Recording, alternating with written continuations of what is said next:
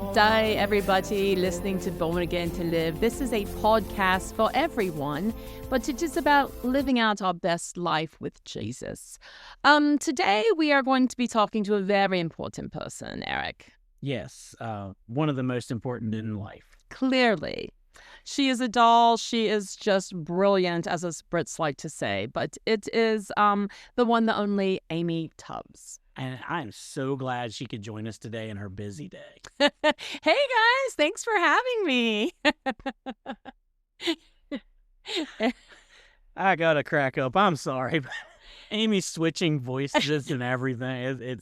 There's 3 people in the room. There's 3 people here. With Jesus, there's 4. But yeah, if you want to know more about British Amy, come to Big Blue's Got Talent. That's it. Yes, I am the mean British judge at Big Blue's Got Talent, and well, we are kind of freestyling today. It is a Blues Day Tuesday. It is.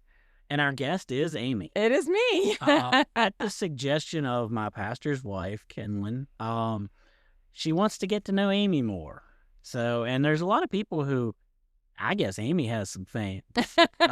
They seem to really want to meet Amy and talk to Amy and get to know Amy. And as Amy is kind of from outside the area. For sure. And people know me, I guess, a little more readily available and stuff. So, yeah, we thought we'd just do an Amy day. What's Amy and who's Amy? Wow, that's I am humbled.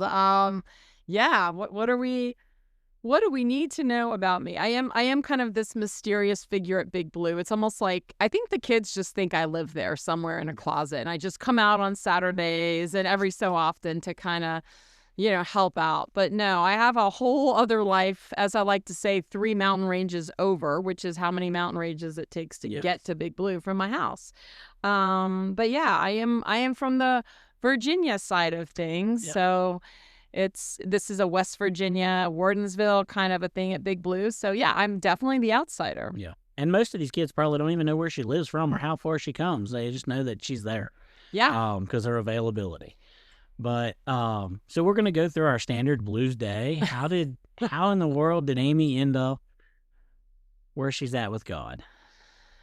I mean, if we go back to episode 3, which there's a brief episode 3. Yeah, and the title, that was a long time. It was a long time ago, and but anyway, I talk about a lot of my story on episode 3. So I'm gonna try to kind of take it in a slightly different direction. But I mean, I'm at where I am with God now because of the ministries that He called me to do. I am now in my 5th year volunteering with Big Blue. I think they brought me on in fall of 2020. I was there at the opening, and it was just after the opening. I mean, I shared this at the core team retreat, so we can talk about this, but I have also worked with Camp Patty Run for over 20 years now. But prior to that, I worked there while I was in college for 4 years. And then I went there as a camper when I was 11. So I've got, closing in on 30 years of camping experience, which is funny because I'm only 25. I'm not quite sure how that math I don't works, know how, but your math's not. But with God, anything is possible, right? So, but yes, I identify as a 25-year-old in my, just the way I view life and in my heart and just my energy or whatever. But yeah, so I've probably been doing camp for better part of 30 years. And I had this conversation, I think I met Steve at the opening. And of course, we've talked about his chicken legs being exposed as the kids made his jeans into jorts. And that was the whole deal, if they could get 25 kids to come. So that was my first meeting of Steve. And it was during COVID still. And I remember like people had on masks and we were all inside talking. But so probably a couple weeks after the opening of Big Blue, I had Steve's information. I think he gave me his business card or something. And so I sent him this really long email, Eric, and I said, hey, I know we both do ministry, but for what it's worth, these are some cool ideas that if you want to implement them at Big Blue. And I said, I would love to do these things at camp, but we don't have the same things. Like, we don't have internet access out there, so that makes it hard to do anything that is web-based. And we don't have the drive-by traffic either, which, I mean, I don't know. Do you know the stats, how many cars go by Wardensville every day? It's like thousands, like 6 to 7, I think is what I heard one time. But, you're right in Main Street. You're right in the center of town. Like, there's just, the camp is the exact opposite. It is in the middle of nowhere. So anyway, I just gave him all these ideas where, if my camp was where you guys are, because there's some cool things you can do with the teens. And, I have been working with teens at that point for over 15 years. So I sent them out to Steve, and he's like, oh, these are really great. I appreciate all your input. And then not that long after, he approached me and said, hey, we'd love to talk with you more. So I went out and I met with him, and I think Pastor Oakley, and he just point blank was like, we'd love to have you on our core team, and we need you to help us with stuff and do ideas and programs. And, and that was it for me. I don't even think I gave it much thought. I think I'd already kind of knew that God, he called me to do camp, but then I think when Big Blue came along, I'm like, no, this is my chance to do camp every week of the year and to impact kids, not just a few times a year, but constantly. And so it really wasn't even let me think about that. I knew I was equipped and called to do it already when Steve asked me. So, but honestly, Eric, it is through the camp, it is through Big Blue, and it's been through this podcast that God has grown me to where I am right now. And, I would like to say I'm just a fearless warrior on the battleground. And that's who I want to think I am most of the time. And maybe I am that most of the time, but we all know we stumble and we fall. So I'm just a child of God. I'm a born-again believer. And every day, God grows me. And he grows me, but then he also shows me, like, this is the harvest. This is the fruit of what you're putting into. And you see that as you said, Eric, you see that in the hugs that you get at Big Blue. You see that in, again, not too long ago, a kid pulled me aside a former Big Blue kid pulled me aside at one of the East Hardy football games. And we talked for 40 minutes about his life. And so I'm constantly just being encouraged that God called me to do this. He didn't call me to be a CEO for a multi-million-dollar company. He didn't call me to do these jobs that I was going to move for work. I was going to move out to California for this one job. I was going to move up to Vermont for this other job. And God kept putting me right here where I'm at. So I have a lot, I have these ministries to thank for my faith walk. That's awesome. Yeah. And I know, and not in that she wasn't solid before, but I've seen growth in Amy through the podcast, and some of them, maybe it's opened up to these kingdom here, kingdom now life, like, and that she's like, oh yeah, the Bible does say that, like, I am growing in that way. But yeah, because don't take this wrong, but Amy came from a religious background, so whatever, Eric, we had to break that from her. No, just kidding. I came from I would say I was from a proving ground almost. Like, much like we talked about last week, like, I believed in God, but I don't think I believed him for anything because I didn't understand the power of God's word. I came from a church background that, I don't know, it just wasn't as encouraged. It was like, all right, well, church is where you come on Sunday and then we'll regroup next week. And yeah, it was like, you love your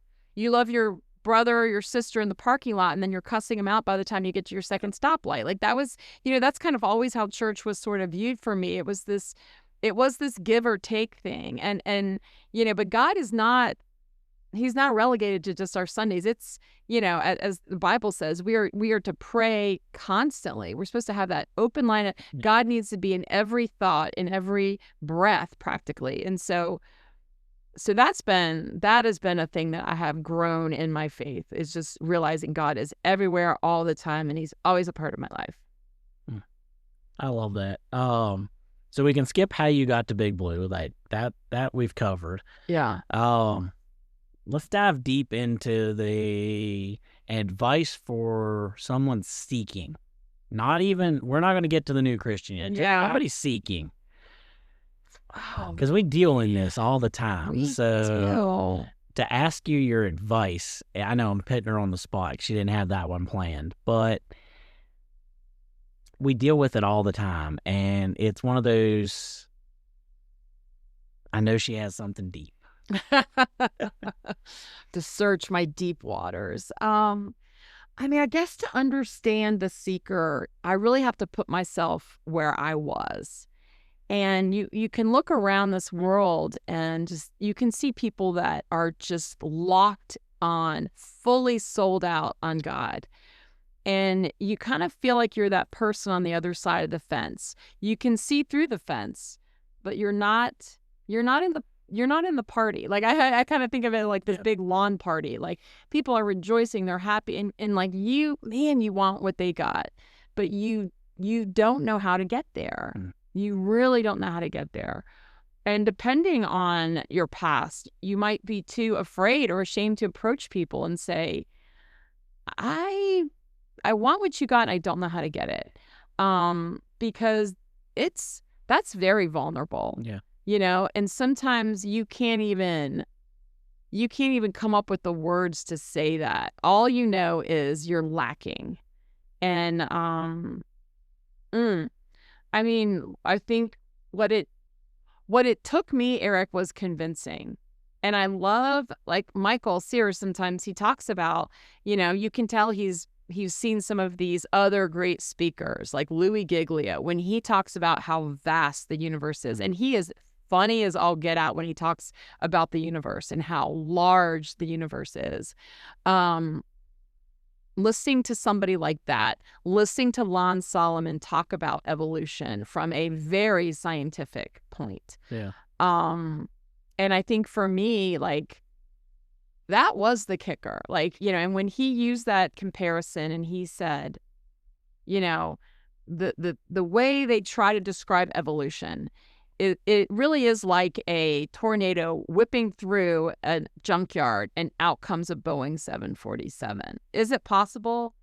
I guess. Is it probable? No. Hell no, it's not probable.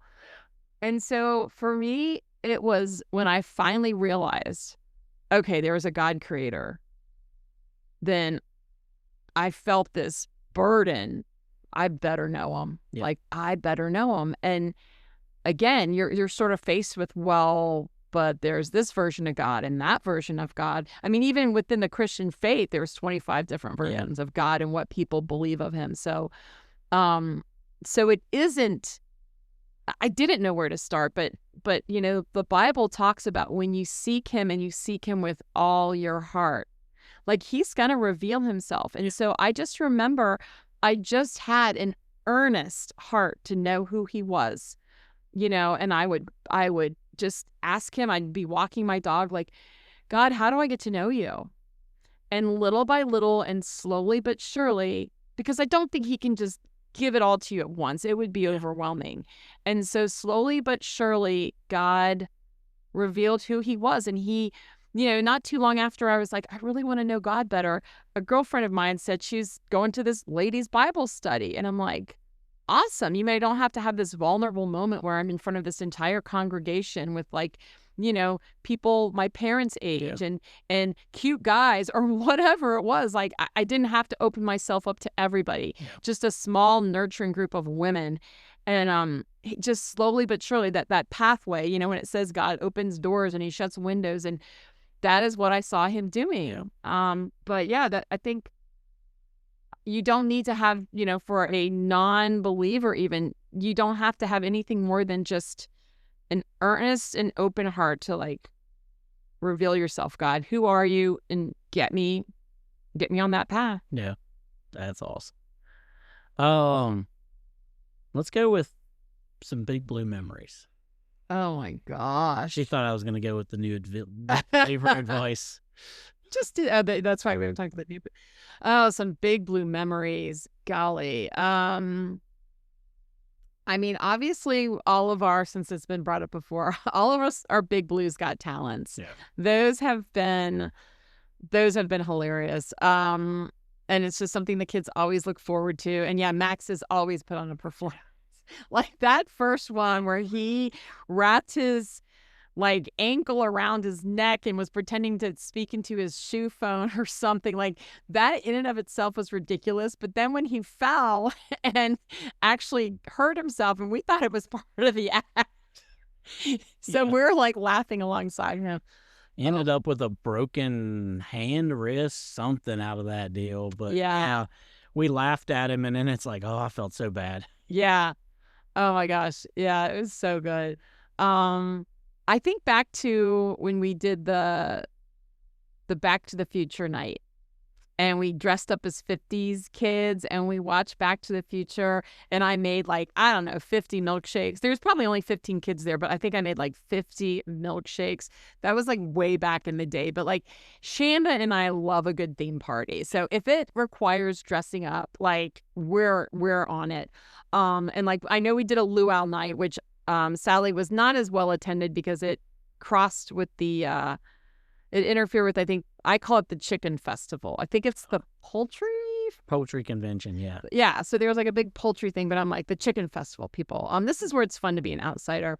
But yeah, she and I just love a good theme party. So I remember one of the earlier times when the kids were doing gingerbread houses out of graham crackers and candy, and it was just like sugar for as far as the eye could see. So I don't know, there was something those earlier memories for me, I think, stand out because much like with this podcast, you listen to those earlier episodes and you're like, yeah, that was when we were still growing, we were still learning, and there's something very precious about those earlier days at Big Blue. So yeah, I am a nostalgic person. Every day my Google OneDrive is like, this is from a year ago and 3 years ago and 5 years ago, and I love reliving the memories. So yeah, I love that. I love those gingerbread houses that we did and the Peeps dioramas that we did. So there's so many a ton of good memories. I mean, how much time do you have, Eric? Oh, yeah, lots of time. April's not there yet. She's not at work yet. And honestly, we did a camp out, and this is way back. I was going to say, that's before my time. It was our first fall, and we all went up to Camp Patty Run. There was probably 5 of us adults and, I don't know, 8 or 9 kids, and we sat around a campfire, and we talked about some deep discussions. And I remember one of the kids, I said, what's your biggest fear? And, some of them were like, not making any money or whatever. And this one kid said his biggest fear is that he felt he wasn't lovable. And that was from somebody I was shocked to hear him say, because I'm like, everybody loves you. Like, you're the man about town. What are you talking about? Like, but to know, like, this is why we do what we do, because you can't see on a surface level what's in people's hearts. Only God knows what's in the heart, unless you care to share that. So that to me was a pivotal moment that I was like, this is why I'm here. This is why I'm here. Yep. So we're at like 18 so minutes. Your verse that you stand on. Yeah, it's 1 Timothy 2:7, right? For God did not give us a spirit of fear, but as power of love and of self-control. Yeah. There's a version that says sound mind, right, too? That's right. Sound mind, yeah. And, like I like to say, like every day I wake up and I wage war on the enemy of your soul. Like that is my job. Like it isn't to just, what's in it for Amy today? It's like, I'm going to pray the devil out of this town. I'm going to pray for these kids to come to the knowledge of the Lord. Every day, these people are on my hearts. And so, yeah, and there is no room for fear. And I got to say, like, God didn't give me a spirit of fear, Eric. I got to tell you, like, there's been some tense moments lately at Big Blue. There's been some close calls, and my heart doesn't even flutter. To see him stand up to a 50-year-old man, like, you're not coming through here. Like, it's pretty cool. Yeah, it's kind of like my temperature. There's 2 things that don't function in my physical body. It is my temperature gauge, because it could get 110 degrees and I don't understand why everyone's like sweating, but it's just also that fear. Like it's that part of me is, it's either broken or doesn't quite function properly, because I just don't get afraid of things. So I'm grateful for that. All right. So nearing the end, any final thoughts about podcasts, your life, Big Blue, God? Well, I mean, I know I joked with Seth Addison about this not too long ago, but you can't have a song called Your Story Matters and not tell your story, right? Which is what we had him do on our podcast. And so you can't be co-host of a podcast called Born Again to Live and not live that born again life. And so I got to say, this podcast, every day, Monday through Friday, I wake up, and I'm reminded, like, this isn't just about you going off to work, Amy. Like, everything that you do matters in this life, every single second of it. And so doing this podcast, it has helped me grow in my walk with God, because I'm like, everything he has equipped me with, the fearlessness and the audacity and still the heart and the sincerity and the sympathy I have, like everything God has equipped me with, it has to be used for him, because it's the only thing that matters, and it's the only thing that will last. And as somebody that is, I know time is my love language, but I've mentioned this before, like time has a grip on me, like every day. I'm living in the past, the present, and the future all at the same time. I never want to waste time. Like if you want to say there's something I store up in my barn, it would be hours and minutes. Because sometimes I'm like, do I really want to give this much time to something? Like I portion it out like people do budgets. You know what I'm saying? So, but yeah, when you really are called to do God's work and you just want every second of it to glorify him, because that's the only thing that'll last. It's comforting. And at the same time, it is a joyful burden. We have some of these conversations around events that we're planning, and like, we'll be talking about, let's go do this. And Amy's like, I'm going to stay here and do computer work and do this flyer or do this, because that's going to glorify God quicker than that drive time that it's going to take to do whatever this activity is. Yeah.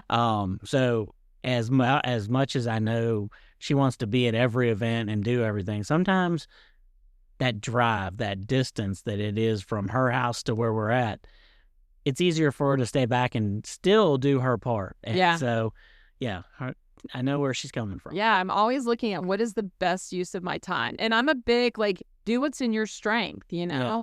And I mean, I said this at the core team retreat the other day. I'm like, if a fundraiser is only going to make a certain amount of money, I'm better off to work that day and just donate the money I made. And, so I hate that it has that much of a grip on me that time does, and that I clearly understand that it's precious. Like that detail has not been lost on me. But yeah, I feel God doesn't want me to waste a single second of my day. And so sometimes that does mean I don't relax. the be still and know that I'm God. I struggle with that one, Eric. I really do. But I am grateful that God has called me in the ways that he has. And I know he could call us to so many different things in this world, whether it is to be a pastor, whether it is to go to the ends of the earth. And I just love that he has kept me in Virginia my whole life. And he's like, listen, I've got these small, like, artisan craft brewing style ministries. It's not about thousands of kids, but as we always say, it's that one soul is worth it all. And I'm grateful for him putting me where I'm at. What's those little Japanese trees or whatever? Oh, bonsai trees? Yeah, bonsai trees. That's our ministry. Mm-hmm. We're not casting huge fields. We're doing bonsai trees. Yeah, absolutely. And it is just as important, because when we win one soul over, like, there is a party in heaven. And it's beautiful. I mean, those little bonsai trees, they take some twisting, turning, bending, pruning. Yeah. But in the end, they're absolutely gorgeous. They are. They absolutely are. Well, guys, this is a deep dive into who Amy is, and it's not for lack of other things that we could do or any of that. It's just that I believe that over 200 episodes of sitting here listening to us, you need to know a little more about us and a little more where our heart's at. And we've grown so much since episode 3, 4, 5 that it doesn't hurt to revisit our purpose and our mission and our life. Yeah. So I hope that wasn't too much depth for Amy, but I'm so glad that we did this. Thanks for listening to me, guys. I so appreciate it. All right, love y'all. Bye. All I get to live.